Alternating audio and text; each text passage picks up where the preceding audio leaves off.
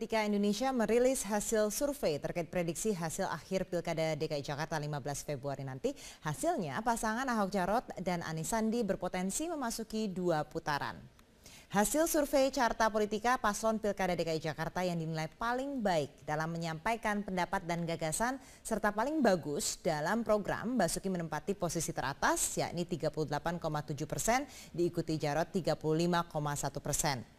Sedangkan untuk pasangan unggul Basuki Jarot menempati posisi teratas dengan hasil 36,9%, Anies Sandi 32,3%, Agus Silvi 15,7%, 15,1% responden tidak menjawab. Dari hasil survei, elektabilitas Ahok Jarot 39%, Anies Sandi 31,9%, dan Agus Silvi 21,3%. Sementara sebesar 7,8% menyebut tidak tahu atau tidak menjawab. Pengumpulan data survei dilakukan setelah debat kedua Cagup-Cawagup 3-8 Februari lalu dengan sampel sebanyak 764 responden yang tersebar di 5 wilayah kota administrasi DKI Jakarta. Tingkat kepercayaan hasil survei adalah 95% dengan margin of error 3,5%. Dari hasil survei ini dalam waktu kurang dari 5 hari jelang pemungutan suara diprediksi bahwa paslon nomor 2 dan 3 berpeluang untuk bersaing dengan ketat dan masuk ke putaran kedua. Meski demikian adanya dinamisasi pemilih di Jakarta bukan tidak mungkin hasil akhir akan berubah dalam waktu dekat. Ada satu pasangan yang sudah memiliki selisih di atas 10%, yaitu Agus ini sudah berada jauh di bawah dari Ahok sekitar 18%, berada di bawah Anies sekitar 10%. Itu yang menyebabkan dengan sisa waktu hanya 5 hari menurut saya agak sulit buat Agus kemudian mengungguli dua pasangan lain dan masuk ke putaran kedua. Beberapa hari belakangan menjadi titik krusial dalam menarik hati pemilih di saat terakhir. Siapa yang unggul sejauh ini sudah kembali bergabung bersama kami Direktur Komunikasi Indonesia Indikator Rustika Herlambang. Mbak, setelah kita lihat kemarin debat final, bagaimana emosi para netizen? Sampai pagi ini mereka masih merespon, tetapi respon itu sudah mulai berpindah karena hari ini adalah hari kampanye terakhir, sehingga respon netizen terhadap debat kemarin sudah berkurang dan berganti dengan kemeriahan di hari ini gitu. Kalau kita berbicara soal debat juga kita lihat emosinya begitu selama debat berlangsung terhadap Agus Silvi terlebih dahulu. Nah, ini didominasi oleh rasa apa di sini?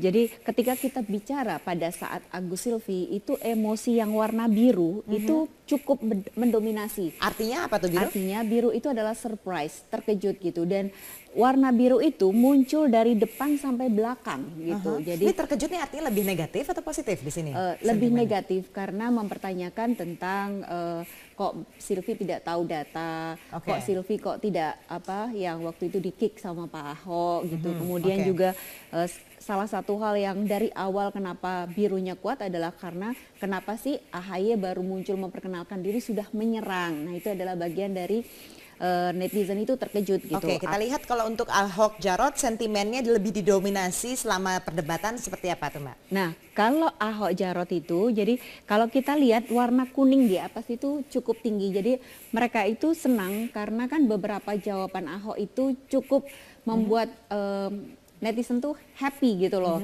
Waduh nih Ahok berhasil nih mengalahkan ini gitu. Walaupun yang hijau ini juga cukup besar di situ. Kalau hijau itu lebih adalah dukungan. Jadi dukungan ke Ahok cukup tinggi dan di sana itu ada merah dan warna ungu.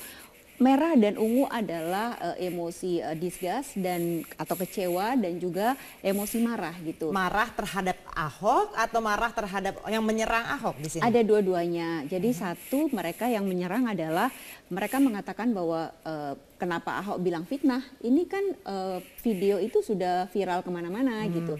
Di sisi lain gitu, para pendukung Ahok itu mengatakan bahwa kalian itu nggak punya program sehingga itu kita lihat ini ada Anies Sandi saat ini. Kalau untuk Anies Sandi sendiri lebih emosinya apa, Mbak? Warnanya kita lihat paling tebal itu adalah warnanya orange. Orange itu adalah surprise, anticipation. Jadi anticipation itu melihat bahwa ini kok begini sih gitu loh. Jadi ada perhitungan di situ, antisipasi, hayalan, prediksi semacam itu.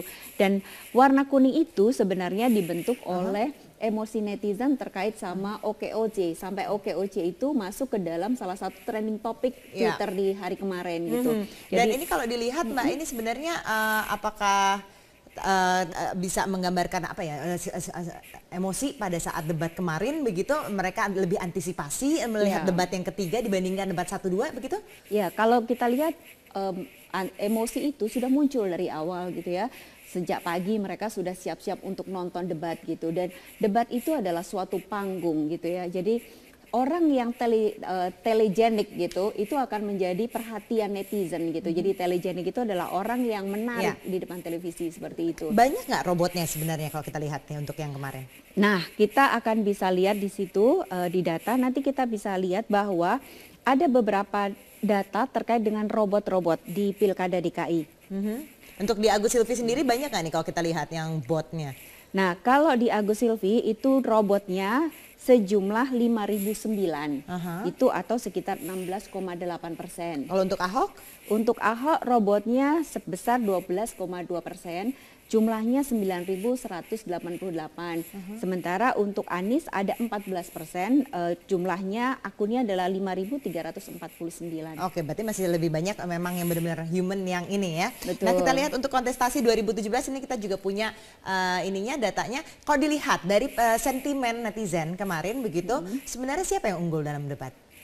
Kalau kita lihat sebenarnya kita bicaranya dari sisi apa gitu. Kalau kita bicara dari sisi orang yang paling mendapat respon terbanyak, tentu saja adalah Ahok Jarot gitu, dan kemudian disusul oleh Anies Sandi, dan ketiga adalah Agus Silvi. Itu kalau kita melihat respon mereka, dan kita sudah hitung di antara sentimen negatif yang ditujukan kepada Ahok dan sentimen negatif yang ditujukan kedua paslon lain, walaupun secara akumulasi Ahok itu sentimennya lebih besar, namun secara kita hitung jumlah akun yang merespon secara positif ke Ahok lebih tinggi dibandingkan dengan dan juga dua exposure-nya paslon dilihat lainnya. ini 3 bulan terakhir bahkan ditarik ke belakang jauh sampai Juni 2016 masih lebih tinggi. Masih tetap Ahok lebih di sini tinggi ya, kalau lihat Ahok. dari data.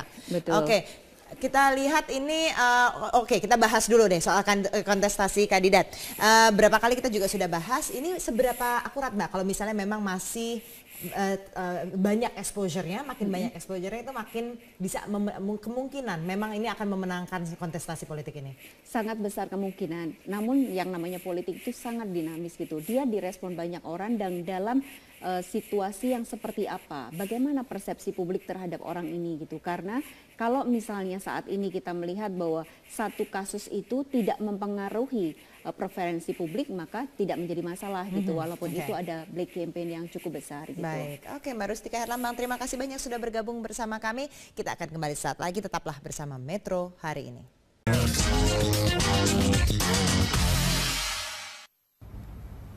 Ya pemirsa, langsung kali ini kita akan membahas mengenai peran para relawan dalam ajang Pilkada DKI Jakarta yang sebentar lagi akan kita laksanakan, di mana peran relawan ini cukup penting karena mereka bergerak dengan kemauan sendiri tanpa ada unsur paksaan dari pihak manapun. Iya, dan bersama kita sudah hadir narasumber kita, ada Bapak Doni Cahya Rimbawan selaku Ketua Dewan Pertimbangan Partai Golkar DKI Jakarta, dan juga Mas Riko Marbun selaku Direktur Eksekutif Lembaga Survei Media Nasional. Dan sebelum bahas lebih lanjut mengenai hal tersebut, kita saksikan dulu paket berita berikut ini. Warga DKI Jakarta dalam hitungan hari akan menentukan kembali gubernur dan wakil gubernur periode 2017-2022. Tim sukses masing-masing calon telah mengerahkan seluruh tenaga dan strategi untuk memenangkan pasangan yang diusung. Tidak hanya tim dari kalangan partai politik, kehadiran relawan dalam kancah ajang 5 tahunan ini memiliki andil penting dalam memompa mesin pemenangan di setiap pelosok. Jika kita lihat ke belakang Pilgub DKI Jakarta 2012, relawan mampu mengantarkan pasangan Jokowi Ahok menjadi gubernur DKI Jakarta. Peran relawan dalam Pilgub DKI Jakarta ini sangat besar. Relawan dapat berperan melengkapi peran partai politik dalam memenangkan calon kepala daerah. Pergerakan relawan dengan niat yang murni tanpa mengharapkan imbalan bisa memenangkan calon kepala daerah. Bahkan, kekuatan relawan bisa mengalahkan kekuatan dari kader partai politik. Relawan juga dipercaya mampu menggerakkan pemilih dengan melakukan kampanye-kampanye kreatif untuk menarik simpati. Selain di dunia nyata, relawan juga bertarung di dunia maya dengan menggunakan teknologi melakukan kampanye secara kreatif. Selain itu, karakter relawan yang militan dan konsisten dinilai merupakan poin lebih bagi calon kepala daerah untuk bisa memenangkan ajang pilkada. Tim Liputan, Berita 1.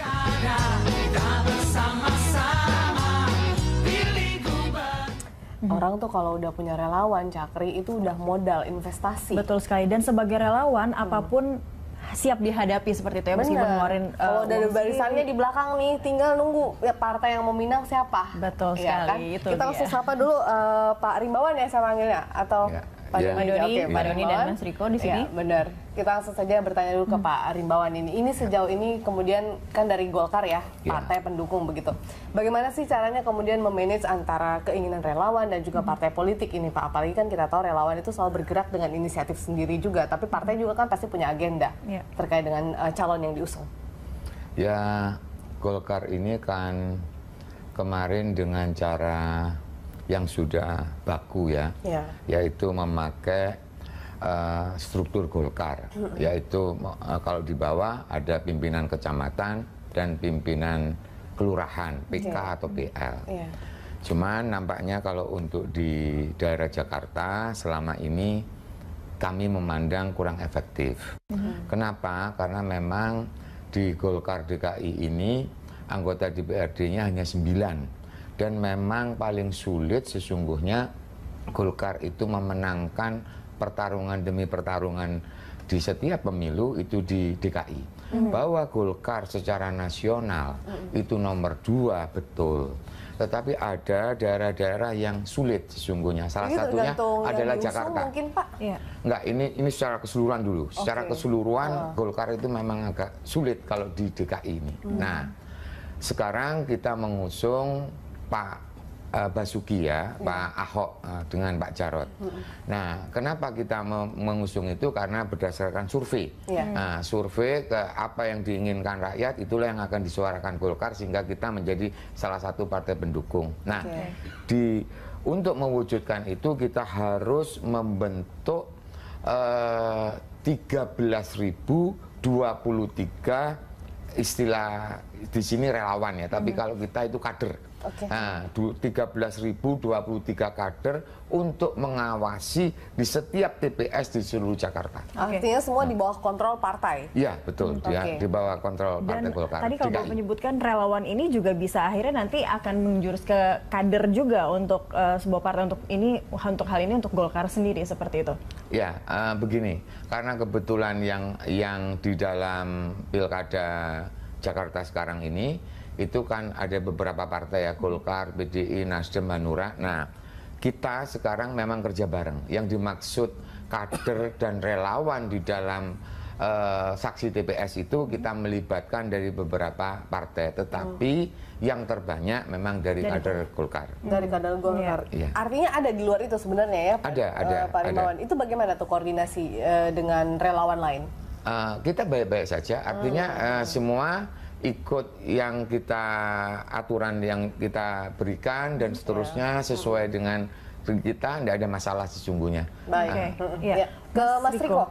Mas Riko, ini kan relawan, oke lah, mereka itu pendukung, mereka bisa melakukan hal-hal yang bersifat inisiatif juga ya. Tadi kita juga gambar itu kan di pusat perbelanjaan, mereka bisa, benar. Bisa dengan banyak seperti itu. Tapi kan yang kemudian juga menjadi penting adalah elektabilitas dari pasangan cagup-cagup itu sendiri dalam hal ini ya, karena jelang pilkada. Nah, bagaimana Anda melihat seberapa besar sih sebenarnya pengaruh relawan ini dengan elektabilitas cagup-cagup?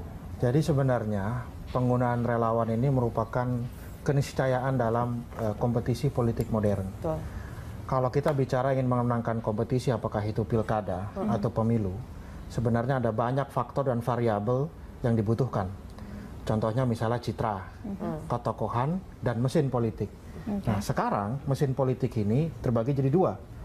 Yaitu mesin partai, artinya kader yang dimiliki oleh Pak Rimbawan ini, kader-kadernya di DKI Jakarta yang mereka punya kartu tanda anggota, begitu ya. Kemudian berjanji untuk menjadi anggota kader, menjadi anggota partai tertentu, dan dia artinya berjalan bersama dengan partai itu. Tetapi seiring dengan bertambahnya zaman ya, sekarang ini muncul generasi baru.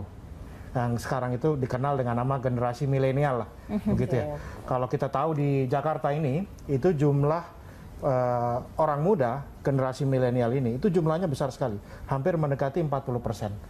Nah, ini generasi inilah kemudian membutuhkan satu mesin politik yang baru, yang bisa berbicara dengan bahasa mereka, bisa mendekati dengan gaya mereka, begitu ya. Karena kalau partai mungkin dalam pandangan orang itu sangat birokratis, begitu ya. Sementara masyarakat pemuda sekarang ini tidak menginginkan informasi yang sifatnya satu arah, egaliter, berbicara dengan gaya bahasa mereka, aktif di medsos.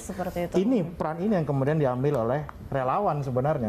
Makanya semua berlomba-lomba membentuk relawan karena mereka sadar akan kebutuhan itu. Tapi siapa sih sebenarnya mereka relawan ini? Apakah di luar dari tadi kader dari kepartaian? Apakah kita yang hanya saya mengidolakan tokoh ini, saya suka dan saya mendukung, saya membentuk komunitas, itu sudah bisa disebut relawan kah atau seperti apa sebenarnya yang bisa dikatakan dia itu sudah menjadi relawan salah satu pasangan seperti itu, mungkin pasangan calon? Sebenarnya yang dibutuhkan pertama kali itu adalah figur atau tokoh seperti apa sih yang ingin berkompetisi.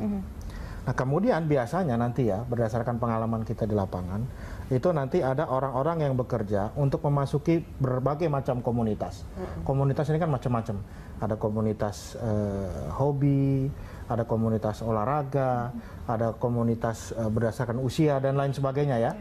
Nah kemudian ketika mereka masuk di sana, mereka membentuk struktur yang mungkin agak lepas ya, yang lebih fleksibel ya. Kemudian mereka menawarkan, oh saya ingin mendukung tokoh si A, si B, si C, si D. Nah kemudian mereka membentuk semacam struktur atau komunitas ya, yang tidak kaku sifatnya, tetapi memang tetap harus terorganisir maksud saya. Dan itu kan membutuhkan banyak hal, bukan hanya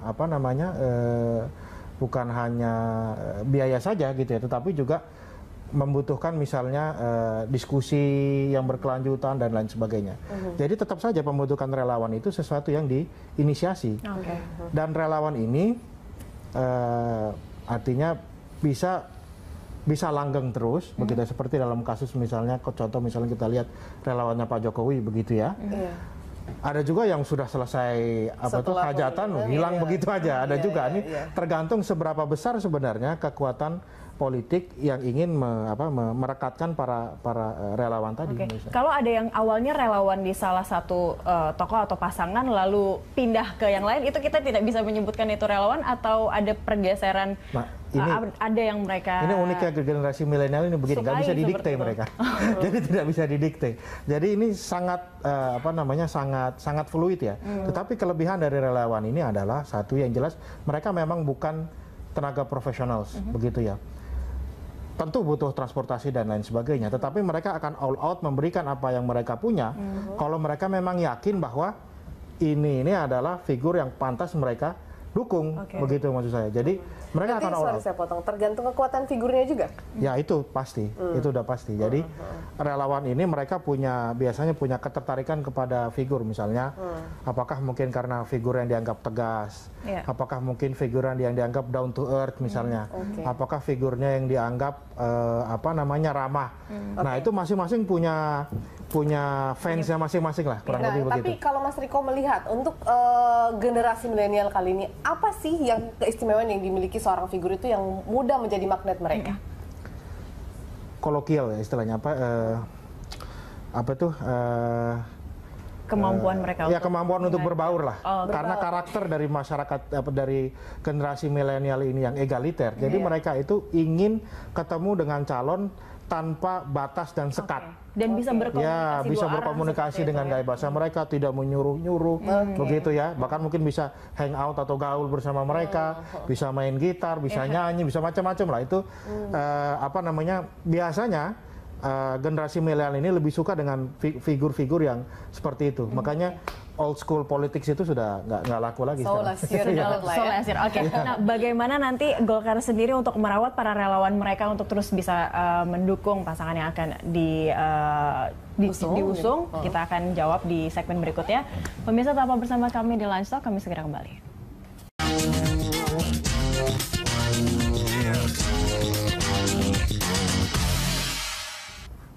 Peran relawan dalam pilkada masih menjadi topik kita untuk Lansto kali ini. Kita kembali di segmen kedua. Anda juga bisa berinteraktif bersama kami di nomor telepon yang ada di layar televisi Anda untuk bersama-sama kita membahas secara damai tanpa kampanye ya. Betul sekali. Karena ini jelang-jelang ini ya, masa hari tenang. Jadi kita tenang-tenang saja, jangan dibuat gaduh seperti itu ya. Betul. Kita malah menyemangati relawan ini ya. Betul sekali, dan tetap yang pasti tanggal 15 untuk mencoblos. Ya, jangan lupa. Pak Rimbawan, kalau tadi seperti apa Golkar mengelola relawannya? Tadi kalau nggak salah menyebut ada 13.000 sekian, itu khusus untuk nanti yang akan bisa diperbantukan atau menjadi relawan nanti di hari H seperti itu. Tapi bagaimana untuk selama perjalanan, selama proses kampanye ini berlangsung, dan selama proses pilkada ini berlangsung, mengelola relawan dari Golkar sendiri? Ya, pertama kita itu menciptakan relawan, gitu ya. Karena tadi mesin yang lama mungkin untuk DKI kurang efektif gitu, sehingga kita memakai cara baru. Efektifnya itu berarti tidak kekinian atau kurang efektifnya betul, apa itu saja? tidak kekinian. Ya tadi ya mungkin Golkar itu partai babi gue, ya. Itu saya potong, itu bisa ya, soalnya kita tahu Golkar itu partai yang sudah berapa tahun melewati orde masa dan segala macam. Iya, memang kalau menurut teori semakin umur partai itu panjang, dia semakin kuat gitu ya. Dan idealisme yang ada di dalamnya juga semakin tajam gitu. Sesungguhnya Pak. Itu. Iya. Nah, cuman mungkin Golkar setelah era reformasi itu kelihatannya menjadi miskin ide. Nah, sehingga kita harus segarkan kembali. Tadi Golkar itu adalah bersafari, mungkin ya, berpeci begitu ya. Nah, tetapi di Golkar DKI di bawah kepemimpinan Mas Bayakun ini, sekarang atribut kita ini t-shirt, kemudian sepatu cat dan jean, gitu ya. Itu yang kita mulai karena kita sadar generasi milenial seperti Mas Riko itu akan semakin membesar di tahun-tahun depan. Nah, contoh di kantor Golkar sendiri sekarang itu di seluruh lantai satunya itu memang untuk umum. Ada kafe di situ, ada pusat jus, ada pusat es krim, kemudian bisa membaca puisi di situ, bisa ngeband di situ, ada ATM, ada toko gitu ya. Nah, itu bagian dari kita berinteraksi dengan masyarakat. Itu dulu konsepnya. Nah, pada waktu untuk pembentukan relawan, kita itu menugaskan kepada 44 pengurus yang terbaik melalui seleksi. Dia itu membawai 44 kecamatan di seluruh Jakarta. Nah, itulah yang membentuk 44 itu akan melahirkan 650 istilah kita itu korkel, koordinator kelurahan, kemudian dialah yang akan melahirkan 13.023. Nah, apakah benar 13.023 relawan atau kader itu ada? Nah, itu kan bisa aja klaim. Kader kita ini sendiri klaim, kami sudah selesai. Nah, kami sekarang mengadakan uji mesin, artinya mesin nanti pada tanggal 15 Februari kita di sebuah hotel akan menayangkan real con, bukan quick con loh ya. Kalau quick con itu 13.000 mungkin 500 TPS itu kita sampling gitu ya. Tapi kalau ini real con, betul-betul di 13.023 TPS itu dilaporkan. Nah, kemarin kita uji coba 3 kali. Uji coba pertama itu memang hanya keluar 27,28%. Jadi yang mengirimkan SMS kembali ke server kita. Itu masalahnya kenapa Pak? Kok nggak sampai 50% juga? Ada handphonenya yang salah, kemudian format SMS yang kita sudah anukan itu salah, gitu, dan seterusnya ya. Itu uji pertama. Uji kedua itu sudah selesai, itu 70%. Nah, sekarang kita masuk uji terakhir, itu kita harapkan antara 85 sampai 90. Dan pada tanggal 15 nanti itu akan melaporkan pada 100%. Untuk verifikasi gitu ya, pada waktu itu. Jadi memang sekarang hari ini kita uji sampai besok, kita harapkan antara 85 sampai 90%. Baik. Ini apa Golkar yang sekarang lebih kekinian dan juga caranya yang juga lebih up to date seperti itu, apakah ini hal yang akhirnya mendorong Golkar karena melihat pasangan yang diusungnya adalah memang sosoknya lebih kekinian, lebih mungkin dekat juga ke anak muda. Apakah itu juga yang mendorong akhirnya atau Golkar sadar bahwa memang suara pemilih pemula itu sangat besar? Oh ya, jadi tanpa misalnya mengusung pasangan nomor 2, kita sudah punya konsep bahwa pemilih pemula atau pemilih muda antara 18 tahun sampai 35 itu akan menentukan nanti pilihan, dan pilihan dari mereka itu tidak pilihan seperti pemilih yang lama, misalnya diberi sembako, diberi payung, diberi kudung, tidak itu. Tetapi pilihannya adalah melihat sosmed, melihat rekam jejak. Nah, itu artinya kader atau caleg nantinya itu harus betul-betul bagus. Pak Rimbawan, berarti nggak susah dong sebenarnya buat Golkar dan relawan lain untuk mendukung Ahok Jarot? Mereka kan petahana, sudah ada bukti kerja dan lain-lain. Ada tantangan khusus nggak sih sebenarnya untuk Ahok Jarot nih? Tidak ada yang tidak terlalu sulit, kecuali kemarin mungkin di beberapa tempat Pak Ahok itu ditolak gitu ya. Itu saja, itu di awal-awal waktu kampanye. Itu gimana tuh Pak memanage kemudian agar Ahok masih bisa tuh untuk bisa berkampanye di beberapa wilayah, belusukan diterima oleh warga meskipun ada isu hukum yang harus dihadapi oleh Ahok? Itu tadi peran pada relawan, karena tadi ada di 44 kecamatan kita mendekati dan menjelaskan kepada lingkungan itu. Sehingga pelan-pelan itu bisa diterima kembali begitu ya. Jadi diberi kesempatan untuk kampanye bersentuhan dengan masyarakat begitu. Baik. Ke Mas Riko, kalau Anda melihat keistimewaan dari petahana sendiri, ada yang mengatakan bahwa petahana itu sebenarnya pun sebelum kampanye mereka sudah ada keunggulan tersendiri, apalagi kalau kita lihat untuk pasangan Ahok Jarot secara real mereka sudah ada beberapa bukti kerja yang pada debat-debat beberapa kali mereka bisa sampaikan itu sebagai bukti kerja. Tapi kalau Anda melihat untuk kasus Ahok Jarot ini seperti apa? Karena unik juga kan ada isu hukum yang kemudian cukup menghambat juga sebenarnya, Cakri ya. Jadi majority di seluruh Indonesia ya, yang namanya petahana itu hampir di atas 90% itu menang. Rata-rata kalau mereka ingin berkompetisi lagi. Ada mungkin hampir sejumlah kecil di antara mereka yang kalah, itu memang biasanya karena faktor-faktor lain. Ya. Apakah terlibat skandal misalnya, ini macam-macam. Ada yang dalam bentuk korupsi, ada yang dalam bentuk moral. Atau memang kerjanya nggak benar kan gitu. Itu kemungkinannya hanya 3 itu.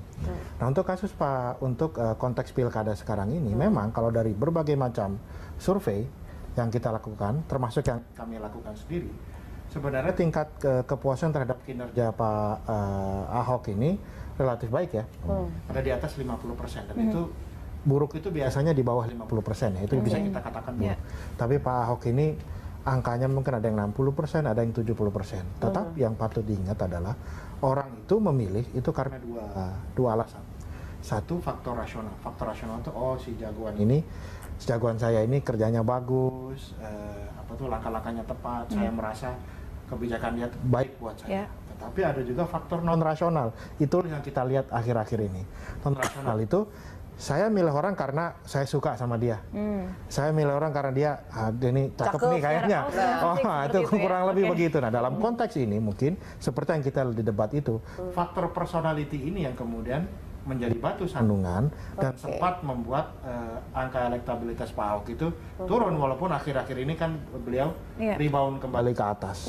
Jadi memang harus dilihat itu bukan hanya faktor kinerja aja, tetapi juga faktor personality itu penting. Dan kondisi yang sebaliknya juga saat Pak Ahok juga tersandung kasus seperti ini, itu sedikit banyak ada tidak mengurangi relawan untuk tetap stay memilih Pak Ahok, atau ada perpindahan juga? Ya, kalau misalnya ke pemilih saja itu berpengaruh, apalagi itu ke relawan kan. Tetapi mereka mengidolakan seorang Ahok. Iya, tetapi maksud saya dalam pilkada itu kan up and down itu sesuatu yang pasti terjadi, lumrah terjadi.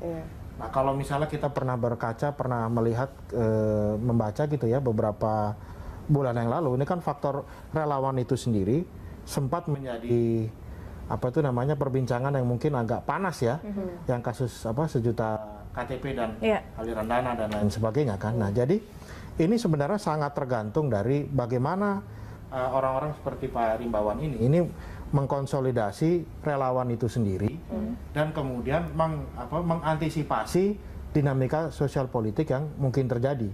Karena itu rumus, apalagi di dalam politik itu, begitu Anda masuk dalam dunia politik, Anda langsung punya musuh kan begitu. Nah itu, jadi faktor itu sangat perlu diperhatikan. Dan kalau saya tadi melihat ya, dari Golkar di DKI Jakarta tadi, saya pikir ada strategi yang menarik ya. Jadi ada satu fungsi lagi perekrutan relawan. Kalau Anda baca 13.000 tadi, itu kan mirip dengan jumlah TPS yang ada di Jakarta. Anda bayangkan kalau misalnya ini berlanjut dengan serius, efektif, efisien, Anda akan punya organ, partai politik akan punya organ, bukan hanya di tingkat kelurahan, tapi lebih dalam lagi, RT RW. Kalau ini efektif, ini bisa jadi mesin tersendiri buat Golkar nanti di 2019 gitu maksud saya, kalau dikonsolidasi dengan baik kan begitu. Baik, kita masih akan melanjutkan perbincangan menarik ini di segmen berikutnya. Pemirsa, tetaplah bersama kami di Lanstock, kami akan kembali usai jeda.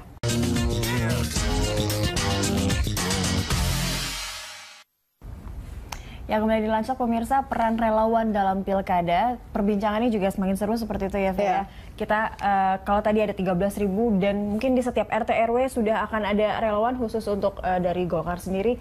Nah, bagaimana merawat mereka agar mereka akan tetap setia seperti itu, agar mereka tetap stay di situ untuk mungkin ada pemilihan lainnya atau pilkada. Apalagi banyak, ada 3 kali debat nih, Pak. Ini bisa juga menggeser suara-suara mereka. Kemungkinan ada 2 putaran juga mungkin ya. Nah, itu dia. Gimana tuh? Begini, yang untuk relawan TPS ini, relawan TPS nanti untuk saksi ya, itu kita mengadakan perjanjian secara tertulis. Hak dan kewajiban. Itu dulu.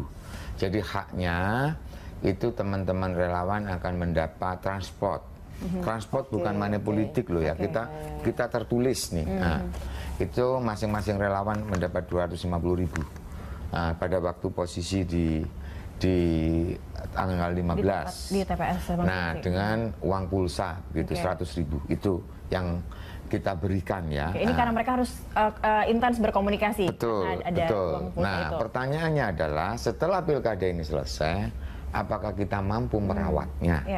Nah, itu kita berikan kepada tanggung jawab pada 44 kader terbaik kita di Golkar DKI, itu yang punya tanggung jawab merawat masing-masing. Jadi gini, misalnya Mampang Perapatan itu dia punya 10 korkel, koordinator kelurahan. Nah, itu harus dirawat. Nah, 10 ini akan merawat ke bawah. Itu yang akan kita, kalau mampu merawat itu 80-90% saja, ya itu akan menjadi mesin partai di tahun 2019. Gimana sih Pak cara ngerawat mereka tuh? Nah, itu kegiatan contoh ada, kita akan PM mandiri dan seterusnya, itu kita lagi akan buat programnya ya. Tapi kita sekarang ini lagi konsentrasi kepada pilkada dulu. Nah, setelah itu apakah balik kanan ataukah dia terus? Tetapi yang kader itu kira-kira kader bener Golkar itu kira-kira 80%. Nah, dari mana itu? Mereka itu adalah Partai Golkar ya? Ya, pada waktu itu memang tidak teraktifkan waktu itu. Nah, sekarang kita bangunkan dari tidurnya. Jadi Golkar itu DKI ya, di DKI loh ya, itu mestinya memang dulu belum dipanasi. Nah, sekarang ini dipanasi. Yang 20% itu yang dari partai pengusung yang lain. Nah, syukur-syukur mereka bisa diajak ke Golkar. Kalau enggak pun ya kita akan bentuk yang 20% baru untuk 2019. Tapi orang-orang yang non partai ini, kader-kader non partai ini, misalnya mereka itu tadi karena kesukaannya kepada sosok tertentu, dia ingin bergabung juga, sebenarnya asal lolos verifikasi itu mereka bisa menjadi relawan. Bisa. Justru itu kita sediakan tempatnya tadi.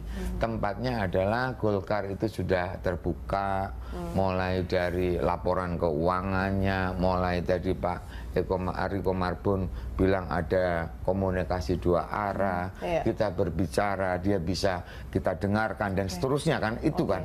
Karena Golkar ini partai itu kan selalu dingin, kemudian sulit untuk dihubungi gitu ya, itu yang kita secara langsung Pak. Kalau media sosial gimana? Wah, itu tadi. Kita sekarang di kepengurusan Golkar DKI ini membuat 2 ketua baru. Dulu itu hanya pemenangan pemilu. Yang dimaksud pemenangan pemilu itu teritorial ini. Tetapi sekarang kita bagi pemenangan pemilu teritorial dan pemenangan pemilu digital. Sehingga dialah sebetulnya yang bertanggung jawab terhadap medsos. Nah, itu yang kita lakukan. Jadi bertanggung jawabnya lebih kemana nih Pak? Mengcounter isu-isu yang bisa kemudian melemahkan atau menurunkan kepopularitasan ataupun juga elektabilitas calon, ataukah kemudian juga melihat ada berita-berita hoax, kemudian mencari tahu siapa yang menyebarkan sampai mengurusnya sampai ke jalur hukum, atau seperti apa ini Pak? Kita tidak sampai ke jalur hukum, kita hanya gini, kita tidak mengkanter, memang cara kita, tetapi kita memberikan yang baik. Jadi kita yang baik saja. Jadi persoalan orang bilang ini ya silakan, tapi kita cara kita itu gitu. Positif. Nah, yang kita sampaikan yang positif. Kalau kita itu mengkanter yang negatif itu capek karena banyak sekali itu. Nah, yang kita diberikan kebijakan itu kita adalah mengkanter secara digital yang baik saja, bukan mengkanter. Kita memberikan yang terbaik, memberikan yang baik-baik. Mas Riko, luar biasa ya media sosial ini ya, sampai dibikin satu ketua untuk mengendalikan itu. Media sosial. Nah, tapi kalau Cyber Army. Betul. Nah, kalau melihat persentase, mungkin media sosial juga sudah cukup besar menjadi sebuah faktor yang mempengaruhi elektabilitas ataupun juga keterpilihannya begitu kan untuk calon cagup dan juga cawagup. Kalau memang seperti itu artinya sebenarnya relawan juga nggak perlu banyak-banyak dong Mas. Kalau lewat media sosial kan bisa satu orang berapa puluh akun misalnya. Bagaimana Anda melihat untuk fenomena media sosial ini dengan keterkaitannya dengan hadirnya relawan begitu? Jadi media sosial ini kan merupakan salah satu perkembangan dari teknologi informasi yang itu memudahkan orang merelay informasi dengan cost yang relatif murah, ya kan? Anda tidak harus punya koran sendiri, nggak harus punya radio sendiri, nggak harus punya TV sendiri, tapi Anda bisa punya handphone sendiri. Nah, tapi yang penting itu Anda punya modal smartphone yang saya pikir harganya juga sekarang nggak terlalu mahal. Anda bisa jadi presenter sendiri, Anda bisa memproduksi sendiri, Anda bisa merelay sendiri. Untuk menyebarkan informasi, ya. Nah, tetapi sebenarnya media sosial ini sama sebenarnya dengan metode ketika Anda mempromosikan sesuatu lewat komersial, lewat iklan, begitu ya. Anda mau pasang iklan sebanyak-banyaknya, Anda mau relay di medsos sebanyak-banyaknya, Anda tetap harus punya counter kalau Anda jual barang. Harus punya toko. Saya mau cari barang ini di mana? Kasarnya begini, Anda bisa punya 1 juta followers di medsos, tapi orangnya ini mana? Wujudnya mana? Karena nanti akan datang ke TPS, itu kan bukan via media sosial, itu harus berupa orang, harus ada wujudnya, harus ada bendanya, harus ada orangnya, harus ada relawannya. Makanya mau tidak mau bahwa itu menjadi sebuah sarana untuk merelay informasi, bisa, mungkin Anda bisa buka informasi anytime begitu ya. Hari ini di Amerika ada kegiatan apa, sekarang kita juga bisa tahu, begitu ya. Artinya kekuatan peran relawan dalam media sosial itu seperti apa, Mas Riko? Ada 2 sebenarnya. Satu, mereka sebagai orang yang memproduk dan menyebarkan informasi. Yang kedua, mereka yang menurunkan informasi itu ke grassroots, ke lapangan. Mereka yang bertemu dan in touch langsung begitu ya. Dan sebenarnya kan kalau tadi menyambung sedikit dari Pak Rimbawan ya, salah satu kritik terhadap politik itu kan, politik itu hanya 5 tahunan. Jadi masyarakat itu dianggap hanya dibutuhkan suaranya 5 tahun sekali, ya kan? Begitu mereka nyoblos, selesai pulang dilupakan. Nah itu model transaksional namanya. Jadi makanya gaya kampanye zaman dahulu ya, ya pokoknya saya kasih sekian, kamu nyoblos, selesai pulang dilupakan. Nah sekarang relawan itu nggak bisa, walaupun jumlah transaksional itu ada, tetapi orang yang berpikir, bertindak, memilih berdasarkan hati nuraninya itu juga ada. Lebih cerdas dan rasional.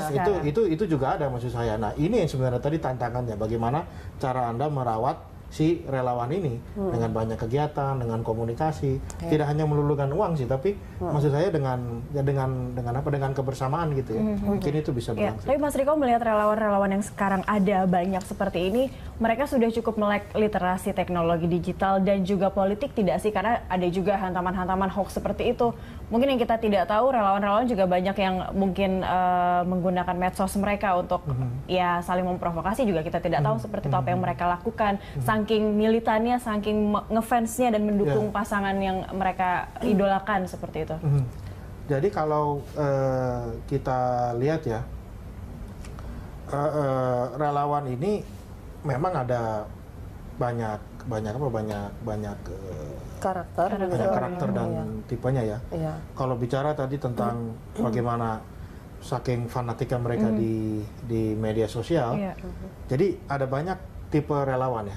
Mungkin yang bisa kita lihat ada yang mereka memang bekerja berdasarkan nuraninya, hobinya dan lain sebagainya. Tetapi kita nggak bisa tutup mata juga bahwa ada orang yang dikelola dalam tanda kutip menjadi cyber army begitu ya.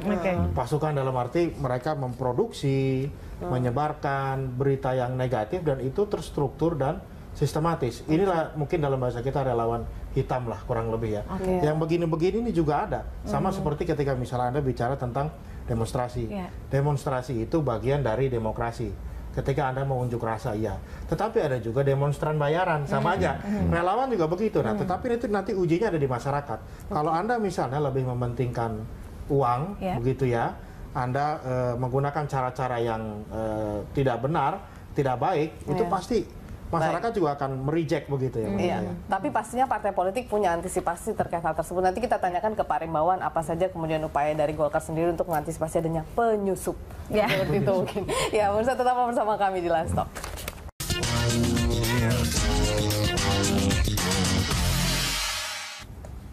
Terima kasih Anda masih bersama kami di Landstok, masih melanjutkan perbincangan terkait dengan peran relawan khususnya dalam Pilkada DKI Jakarta dalam hal ini untuk 15 Februari 2017. Ke Pak Rimbawan kembali Pak, ini kalau kita menyinggung tentang adanya pihak-pihak yang bisa jadi mengatakan di mulutnya mendukung Ahok Jarot misalnya dalam hal ini, tapi kemudian di dalam justru menjadi informan atau mengacak-ngacak lah seperti itu. Kita nggak katakan informan, tapi mengacak-ngacak apa yang sudah menjadi aturan, rules yang sudah dibuat begitu. Ada nggak sih antisipasi terkait hal tersebut, Pak? Kalau yang kita bentuk tidak. Kenapa? Kalau kita ini kan membentuk relawan untuk saksi di TPS, jumlahnya 13.023 orang. Nah, mereka memang kita latihnya adalah melihat ini suara. Kalau relawan di luar itu Pak, artinya mereka yang bukan bertugas, tapi mereka inisiator beberapa kegiatan, namun berkoordinasi juga dengan partai pendukung, salah satunya Golkar misalnya. Apakah Golkar memantau sejauh itu Pak? Kalau yang itu ada di tim sukses ya, tim sukses Ahok Jarot. Nah itu selama ini sih ya walaupun saya enggak intas banget di sana, itu tidak ada yang kita di penyusup gitu ya, penyusup itu tidak. Gitu. Karena kan ini ada gabungan beberapa partai juga, apakah setiap partai khususnya di Golkar juga punya ada orang yang mungkin mengawasi aktivitas-aktivitas para relawan ini juga seperti itu? Oh ya, jadi di tim sukses itu partai pendukung itu punya yang in charge, PDI, Golkar, kemudian Hanura, Nasdem, P3 itu punya yang in charge gitu. Tetapi selama ini saya tidak dengar yang tadi yang tidak bagus gitu ya. Artinya percaya bahwa ini solid seperti itu ya Pak? Solid gitu. Bagaimana sih koordinasi antar partainya Pak, selain kemudian membahas tentang orang-orang yang in charge untuk mengawasi, bagaimana sih koordinasi dengan PDI ataupun juga partai-partai lain yang mendukung cagup-cagup yang diusung? Saya di tim sukses ini menjadi jubir ya. Jadi ya mereka rukun gitu, jadi kompak. Itu apa ya? Nggak ada yang begitu. Saya nggak merasakan itu. Jadi mereka itu langsung. Ada satu kegiatan yang ingin dibuat seperti itu. PDI ingin membuat kegiatan apa? Golkar seperti apa? Ada nggak sih semacam koordinasi itu? Atau setiap partai punya kegiatan sendiri-sendiri untuk pasangannya? Pasangan calon-calon. Ide bisa dari PDI, misalnya ya. Terus didukung oleh yang lain. Ide bisa datang dari Golkar, didukung oleh yang lain. Begitu. Jadi dirapatkan ya seakan-akan kita malah nggak merasa bahwa mereka PDI, mereka Hanura gitu, nggak merasa. Sudah ada sinergi antara relawan dari Partai Golkar, PDI dan lain-lainnya seperti itu. Iya, kalau itu ya di tim sukses itu begitu. Baik. Nah ini jelang Pilkada 15 Februari nanti Pak, selain kemudian mengetatkan yang sudah ditugaskan ke beberapa TPS ini, apalagi yang dilakukan oleh relawan jelang 15 Februari ini? Kita tidak ingin ada hal-hal buruk yang terjadi Pak, tapi untuk mengantisipasi itu pasti ada kan? Tadi kalau relawan yang dibentuk Golkar 13.000 itu menjadi saksi di TPS. Nah untuk masuk ke server itu handphonenya saja itu tidak boleh ganti dan harus tercatat Ya, dicatat dulu handphone A, nanti itulah yang akan diterima oleh server. Jadi itu jadi tidak bisa siapa aja pakai handphonenya, siapa nggak bisa, itu harus yang terdaftar. Jadi kita memang konsentrasinya adalah untuk real count. Itu yang mungkin belum pernah dilakukan oleh partai politik. Kalau Pak Riko Marbun mungkin sudah sering ya karena lembaga survei, tapi partai politik itu belum pernah. Kalau quick count iya, quick count. Nah, tapi kalau real count itu mungkin belum pernah. Nah, itulah kebanggaan kita ini di sini. Jadi kita betul-betul konsentrasi kepada 13.000 kader ini atau relawan ini untuk menjadi saksi di sudah tanggal 13.200, kenapa tidak harus dimaksimalkan seperti itu ya Pak Rimbawan ya? Menjaga pagar terdepan lah, jadi garda terdepan juga. Mas Riko, tapi kita tahu meskipun ini sudah bukan zamannya lagi, yang namanya serangan fajar, money politik dan lain-lain itu bisa terjadi, apalagi mungkin jelang-jelang pelaksanaan pilkada dengan harapan suara bisa berubah gitu. Potensi itu bisa terjadi nggak sih untuk zaman sekarang? Dan kalau memang seperti itu, apakah kondisi-kondisi itu memang sudah tidak bisa dihandle oleh partai politik? Artinya kan masyarakat juga meskipun udah diingat ya pilihnya ini gitu, tapi begitu ada kemudian terima sesuatu, ada motivasi tertentu, akhirnya mereka bisa mengubah suaranya. Jadi selalu ada proporsi dari masyarakat yang berperilaku seperti itu. Itu kita nggak bisa tutup mata. Bahkan di Jakarta pun ada, walaupun sebenarnya jumlahnya mungkin tidak sebesar di beberapa daerah yang lain, tapi itu ada, ya artinya tradisi itu ada, dan bukan rahasia lagi. Misalnya apakah itu partai politik atau kandidat, itu juga mereka punya orang-orang yang dalam tanda kutip ditugaskan untuk merawat hal-hal yang seperti itu. Tapi kan sekarang aturan itu tidak seluas dulu ya, dan hukumannya itu juga sangat berat. Bahkan sekarang ini kan bisa dibatalkan kemenangannya kalau itu terjadi secara tapi pengawasannya gimana, dan Mas? sistematis. Artinya kan tidak semua orang bisa mengawasi setiap rumah masyarakat gitu. Ya kalau saya yakin sih kalau untuk Jakarta ya itu rasa-rasanya sih agak sulit ya melakukan itu ya. Kenapa? Karena teknologi informasi sudah di mana-mana. Sekarang dari satu partai aja sudah punya ini 13.000. Berarti masyarakatnya juga apalagi partai-partai yang lain tetap harus aware ya, Mas ya. Artinya bahwa itu ada itu iya, tetapi mungkin pola transaksinya apakah itu kan tidak harus hari H. Misalnya ada misalnya yang kita pernah tahu di lapangan itu, ya dia lagi coblos, dia foto, nanti selesai pulang baru dia selesaikan setelah itu misalnya. Itu kan hal-hal itu ada. Tetapi kalau saya melihat khususnya di Jakarta ya, faktor itu ada, tetapi tidak sebesar faktor misalnya pertarungan isu, dinamika sosial politik, kemudian kerja relawan itu ada, tapi tidak sebesar itu menurut saya. Oke, Mas Riko, sejauh ini kalau Anda dari lembaga survei Anda khususnya, atau mungkin Anda mengamati debat final malam tadi gitu, Anda melihat bagaimana nih Mas prospeknya? Artinya apa yang disampaikan oleh pasangan-pasangan, kemudian juga kelebihan dan kekurangan pasangan calon pada malam tadi gitu. Kalau saya melihat dari debat kandidat tadi malam ya, itu memang yang sangat agresif itu terlihat Pak Agus Yudhoyono, Ibu Silvi ya, itu dia terlihat seperti ingin menyampaikan bahwa memframe terutama tujuan serangannya ini ke kandidat nomor 2 ke Pak Ahok ya. Dia mengulang-ulang itu bahasa tentang isu personality. Makanya pilihan katanya juga tajam, seperti misalnya kasar, kekerasan verbal dan lain-lain. Nah kalau saya melihat dari sisi yang lain juga Pak Ahok dan Pak Anies ini seperti relatif akur sebenarnya dua-duanya ya, nggak saling menyerang ini. Cuman yang satu ini kalau menurut saya mungkin karena karena dari berbagai lembaga survei itu menyatakan bahwa elektabilitasnya turun, sehingga dia ingin memframe dirinya sebagai orang yang anti Pak Ahok ya, karena kan begini, orang tidak mau pilih incumbent sudah pasti karena dia tidak suka terhadap incumbent itu. Nah dia mau ambil suara itu, makanya tema itu terus yang diulang-ulang. Padahal dia nggak nyadar suaranya lari ke nomor 3. Makanya Pak Ahok kan relatif Tapi relatif lebih santai sih. Lebih santai ya, Van. Ya, kita lihat nanti relawan ini akan bekerja sesuai dan semaksimal mungkin di tanggal 15 Februari. Kita harapkan seperti itu, jangan ada relawan yang hitam seperti itu ya Mas. Memang sesuai dengan memang apa yang didukung oleh mereka. Dan siapapun gubernur yang terpilih, kita berharap itu yang terbaik untuk membangun Jakarta, karena cita-cita kita hanya itu sebenarnya, yang memilih pemimpin untuk membangun Jakarta, tidak kemudian siapa orangnya gitu, Cakri. Ya, dan pemirsa, demikianlah dialog Landstalk hari ini. Anda bisa mengirimkan informasi dan saran kepada kami lewat email di redaksi@berita1.tv. Atau follow kami via Twitter, Facebook, YouTube, dan Instagram. Nantikan Landstalk setiap hari pukul 13 sampai 14 waktu Indonesia Barat. Terima kasih. Sampai jumpa.